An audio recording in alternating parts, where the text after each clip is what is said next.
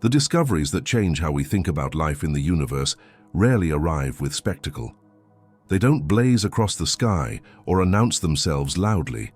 They appear quietly, as a pattern in data, a subtle wobble in starlight, a result that demands restraint because it's easy to overinterpret and even easier to misunderstand. 35 light-years away is close in cosmic terms, close enough that future telescopes can study not just orbits, but atmospheres, close enough that speculation becomes tempting and dangerous. Recently, astronomers identified a super-Earth exoplanet, L9859F, orbiting a small red dwarf star. It's more massive than Earth and receives roughly the right amount of energy for liquid water under the right conditions. It lies within what we cautiously call a habitable zone. That phrase carries more certainty than it deserves. Tonight, we're not asking whether life exists there. We're asking what it means that a world like this exists at all, what it reveals about habitability, about planetary systems around red dwarfs, and about how fragile our Earth-based assumptions really are. Before we go any further, if you value calm, grounded explorations of exoplanets and the uncertain edges of astronomy, a like or subscribe helps support the channel. Because the most unsettling discoveries are often the quiet ones. No one saw L9859F directly. Like most exoplanets, it was inferred rather than imaged, discovered through the faint, periodic dimming of its star as it passed in front of it. This method, known as the transit technique, is exquisitely sensitive to geometry and timing, but it reveals only fragments of the truth. What astronomers detected was not a surface, an ocean, or an atmosphere, but a rhythm, a consistent signal repeating on a predictable schedule. From that rhythm, orbital distance could be calculated. From the depth of the dimming, the planet's size could be estimated. From gravitational effects, its mass could be constrained. The result was a world roughly 2.8 times the mass of Earth, large enough to hold onto a thick atmosphere, small enough to remain rocky rather than becoming a gas giant. A category we call a super-Earth, not because it is superior, but because it exists in a mass range Earth does not occupy. This distinction matters. Planets of this size may behave very differently from Earth, even if they receive similar energy from their stars. Gravity is stronger, atmospheric pressure may be higher, geological activity could be more intense or more suppressed. Oceans, if they exist, might be deeper than anything Earth has ever hosted. And yet the planet's orbit places it in a region where temperatures could allow liquid water under the right circumstances. Not guaranteed, not even likely, but possible. In astronomy, possibility is enough to demand attention. The phrase habitable zone is one of the most misunderstood ideas in modern astronomy. It does not mean a planet is habitable. It does not mean Earth-like conditions exist. It means only that, at a certain distance from a star, a planet could receive enough energy for liquid water to exist on its surface if many other conditions cooperate. Around red dwarf stars, that zone is close in, very close. The star L9859 is small and cool compared to the Sun. To receive Earth-like levels of energy, a planet must orbit much nearer, often so close that it becomes tidally locked. One hemisphere permanently faces the star, the other never sees daylight. This creates extreme contrasts: a day side that may be warm or even hot, a night side that could be frozen solid. Between them, a narrow terminator region where conditions might be comparatively stable. If an atmosphere is thick enough, heat could be redistributed. If it is thin, the planet becomes hostile despite its orbital position. Red dwarfs also complicate habitability through behavior rather than brightness. They are active stars. They flare. They emit bursts of radiation capable of stripping atmospheres from planets that orbit too close without sufficient magnetic protection. Over billions of years, this activity can transform a once promising world into a barren one. This is why L9859F is so intriguing and so uncertain at the same time. Its position suggests potential. Its environment introduces risk. The habitable zone in this context is not a destination, it is a question mark. The mass of this planet places it in a regime Earth does not prepare us for. At nearly 3 times Earth's mass, gravity on the surface would be significantly stronger. This alone reshapes everything from mountain height to atmospheric thickness. A stronger gravitational field allows a planet to retain lighter gases more effectively. Hydrogen, water vapor, and other volatiles that escape Earth over geological time may persist on a super-Earth. This could lead to dense atmospheres with pressures far exceeding anything humans could survive without protection. Geology changes as well. Higher internal pressure may suppress plate tectonics or drive it more violently, depending on composition and heat flow. Volcanism could be persistent, injecting gases into the atmosphere over long timescales, or it could be locked beneath a thick, immobile crust. None of these outcomes are visible yet. They are inferred possibilities constrained by mass, radius, and orbit. What makes this world compelling is not that it resembles Earth, but that it almost does, while refusing to fit neatly into familiar categories. If life exists on such a planet, it would not be Earth-like by default. It would be shaped by stronger gravity, different atmospheric chemistry, and a star that behaves nothing like the Sun. The temptation to imagine oceans, continents, and skies like our own must be resisted. This planet is close enough to study, but far enough to remain unknown. Its significance lies not in comfort, but in contrast. It is a reminder that habitability is not a binary state. It is a spectrum shaped by physics, time, and chance. In the search for life beyond Earth, distance is not just an inconvenience, it is a filter. Most potentially habitable exoplanets lie hundreds or thousands of light years away, too distant for anything beyond rough characterization. They exist as statistical entries rather than physical places we can meaningfully interrogate. That is what makes L9859F unusual. At roughly 35 light-years away, it belongs to a small and privileged group of nearby worlds that future observatories can study in detail. This is close enough that individual photons passing through its atmosphere can be isolated, analyzed, and interpreted, rather than averaged away. Proximity changes the nature of the question. Instead of asking whether habitable zone planets exist in principle, we can begin asking what they are actually like, what gases dominate their skies, how heat is transported around their surfaces, whether their atmospheres are stable or transient. The L9859 system is also compact. Multiple planets orbit the same star at different distances, providing a natural laboratory for comparison. If atmospheric loss is driven primarily by stellar activity, inner planets should show different signatures than outer ones. If chemistry is shaped by mass and gravity, the differences should track planetary size. In other words, this system allows controlled comparison in a universe that rarely offers it. This is not about finding a second Earth. It is about learning which assumptions survive contact with data. When the planet passes in front of its star, a tiny fraction of starlight filters through whatever atmosphere the planet possesses.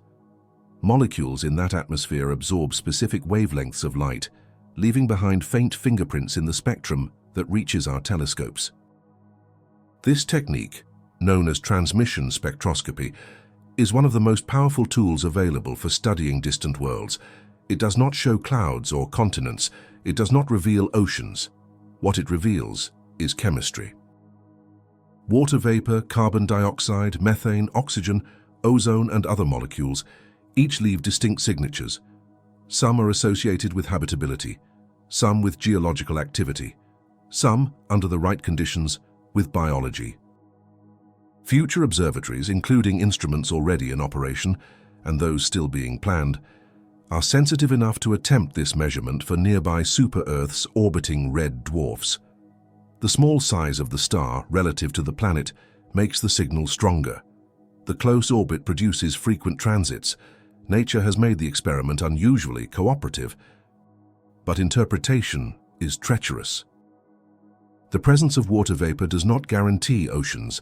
Carbon dioxide may signal greenhouse warming or atmospheric collapse. Methane can be produced biologically or geologically. Even oxygen, long treated as a potential biosignature, can accumulate through non-biological processes on planets around active stars. If an atmosphere is detected around L9859F, it will not answer questions cleanly. It will complicate them, and that is precisely why the planet matters. There is an expectation, often unspoken, that studying nearby habitable zone planets will eventually lead to clarity, that we will sort worlds neatly into categories: dead, alive, Earth-like, hostile. Reality is unlikely to cooperate. The most unsettling possibility is not that the planet turns out to be barren. It is that its atmosphere exists, persists, and yet refuses to resemble anything we recognize as friendly to life. A dense, hot atmosphere dominated by carbon dioxide and sulfur compounds would tell one story. A hydrogen-rich envelope with traces of water would tell another. A stripped, airless surface would tell a third. Each outcome teaches us something uncomfortable about the boundaries of habitability. If the planet has retained an atmosphere despite orbiting an active red dwarf, it challenges models of atmospheric erosion. If it has lost one entirely, it suggests that proximity alone is not enough. If it sits somewhere in between, partially eroded and chemically complex, it exposes a regime of planetary evolution we have barely begun to understand.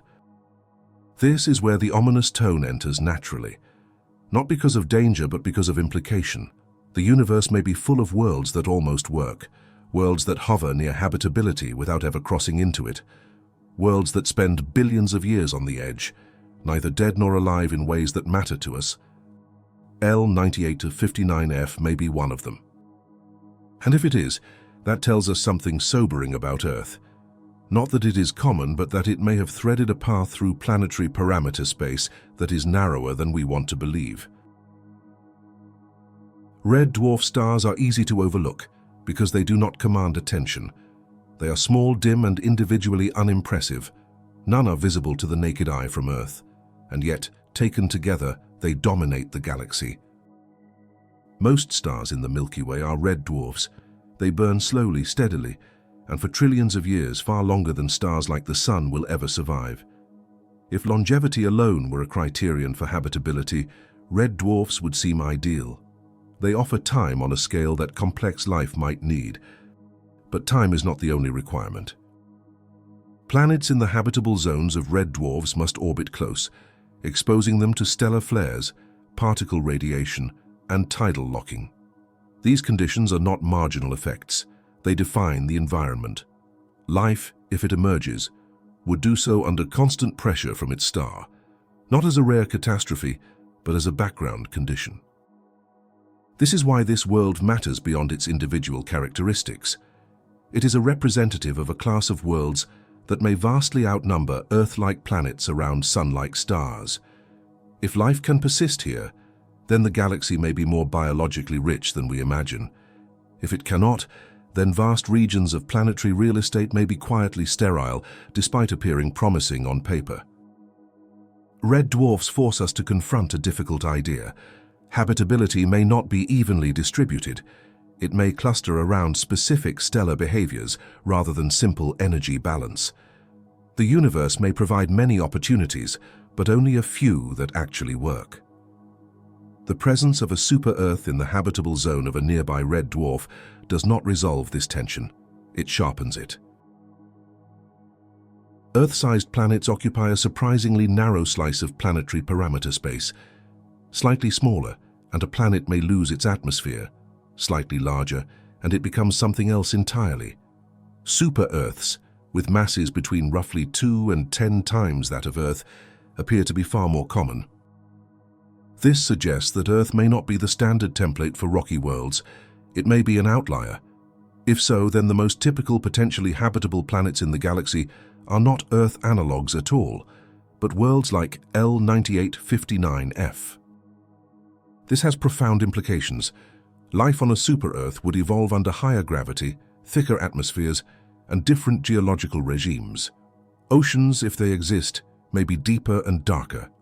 Plate tectonics may behave differently or not at all. Surface conditions could be stable for longer periods, or locked into extremes that never fully relax. The question then becomes not whether Earth-like life is common, but whether life itself is adaptable enough to flourish under these altered conditions. Biology on Earth has shown remarkable flexibility, occupying environments once thought impossible, but extrapolating that resilience to entirely different planetary architectures is risky. Super-Earths may be habitable in theory, while remaining inhospitable in practice, or they may host forms of life that do not announce themselves through familiar chemical signals. In either case, the absence of clear biosignatures would not mean absence of biology. It would mean absence of recognition. L9859F sits at this uncomfortable boundary, close enough to study, familiar enough to tempt comparison, different enough to resist it. The most subtle risk in studying worlds like L9859F is not technological limitation, it is narrative pressure, the desire for resolution, the temptation to declare a world alive or dead, promising or hopeless, based on incomplete data. Astronomy rarely provides clean answers. It provides constraints, upper limits, probabilities. Each new observation narrows the range of possibilities without eliminating uncertainty entirely. This is uncomfortable, especially when the subject is life beyond Earth. If we detect an atmosphere, we will want it to resemble ours. If we detect water vapor, we will imagine oceans. If we detect unfamiliar chemistry, we will debate whether it hides biology or excludes it. In every case, expectation precedes evidence. The danger is not that we will be wrong, but that we will be premature. The planet may teach us that habitability is a gradient rather than a threshold, that planets do not flip from dead to alive cleanly, that long-lived, complex worlds may exist in states that never quite align with our definitions. This is where the ominous quality emerges, not from threat but from implication. If nearby, well-placed planets turn out to be ambiguous, then clarity may be rarer than distance suggests. The universe may be full of near misses. Earth's habitability may not be a robust outcome of planetary formation, but a delicate convergence of parameters that do not often coincide. L9859F forces us to confront that possibility without drama, quietly, from just 35 light-years away. Some planets are important, not because of what we know about them, but because of what they allow us to attempt. L9859F belongs to this category. It sits close enough, orbits a small enough star, and transits frequently enough that it becomes a practical target rather than a theoretical one. This matters because astronomy is entering a transitional phase. For decades, exoplanets were detected statistically. We counted them, categorized them, and inferred their properties in broad strokes. The next era is about specificity, about atmospheres, about climate behavior, about chemistry that cannot be explained away easily. The planet is positioned at the edge of that transition. It is not an easy world. Its super-Earth mass complicates interpretation. Its red dwarf host introduces stellar behavior that blurs clean conclusions. But those complications are precisely why it is valuable. A planet that behaves exactly as expected teaches us little. A planet that resists simple classification forces models to confront reality.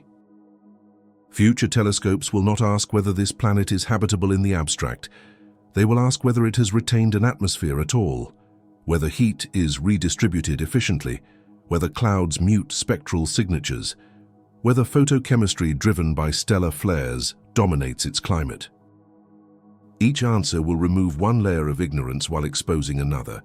Progress will not feel like revelation. It will feel like narrowing corridors. This is how astronomy advances, not through declarations, but through patience.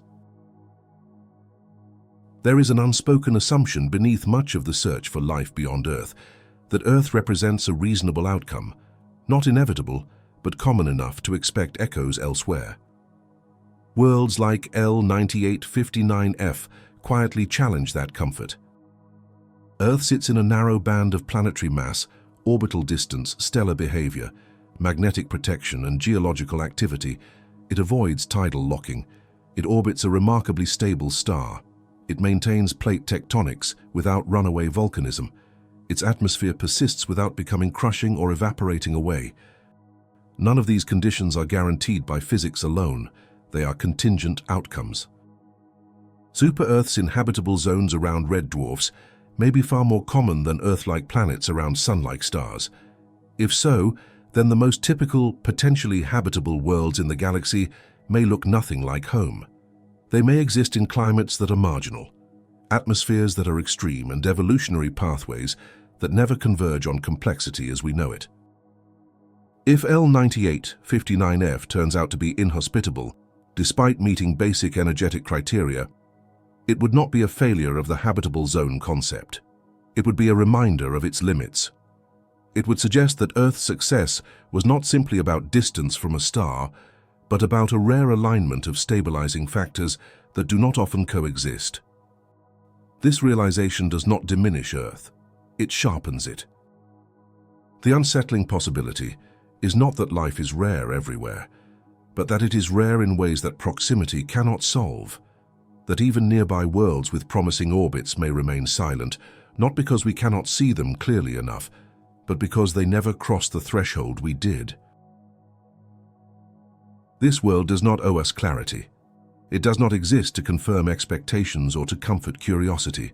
It exists as a consequence of planetary formation, stellar physics, and time unfolding without regard for observation. From 35 light-years away, it circles its star in silence. If it has oceans, they reflect no familiar sky. If it has life, it evolved under conditions that never prepared it to announce itself to us. If it is barren in ways that still teach us something about how close a planet can come to working without ever doing so. This is the deeper lesson of worlds like this one. Proximity does not guarantee intimacy. Better instruments do not guarantee satisfying answers. The universe may allow us to ask sharper questions without ever rewarding us with closure. And that may be the most honest outcome. L98 to 59F represents a shift away from speculation and toward restraint. It is a nearby reminder that habitability is fragile, conditional, and possibly rare even when the geometry looks right. It forces us to slow down, to interpret cautiously, and to accept ambiguity as data rather than failure. The planet does not announce life. It does not deny it. It waits, indifferent to our timelines, while we learn how to listen more carefully. In that waiting, there is something quietly ominous, not because the universe is hostile, but because it may be subtle in ways we are still learning to respect.